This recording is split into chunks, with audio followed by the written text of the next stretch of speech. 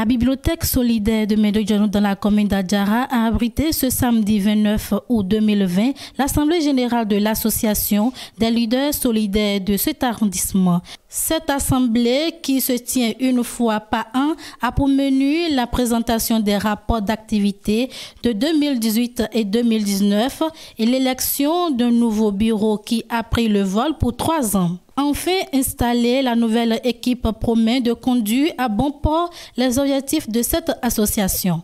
Ce que je compte faire pour cette association, c'est déjà capitaliser le vécu, les expériences qu'on a déjà vécues et tirer leçon de ce qui a été bien et de ce qui est amélioré et pouvoir rehausser l'image des LSM,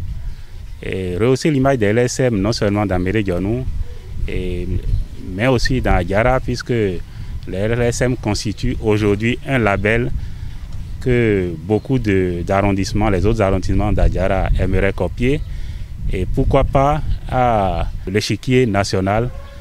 Les LSM font beaucoup déjà parler d'eux et à travers, par exemple, les pépitas de Médionou que tout le monde connaît, qui constituent un label LSM. Donc mon objectif, c'est promouvoir de plus en plus les LSM pour qu'il y ait une renommée nationale, voire internationale.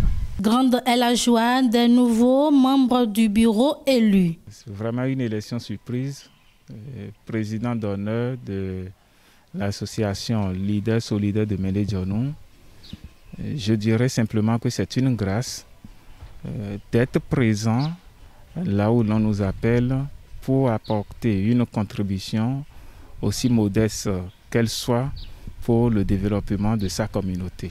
Mes impressions, elles sont les meilleures, d'autant qu'il y a 5 ans, nous avons monté quand même cette association dans laquelle j'étais le secrétaire général du bureau maintenant qui est parti. Maintenant pour cette élection, l'Assemblée m'a consacré vice-président de l'association Leader Solidaire de Médionou. À ce titre, je ne peux que dire merci à toute l'assistance pour avoir porté maintenant le choix sur moi par rapport à ce poste.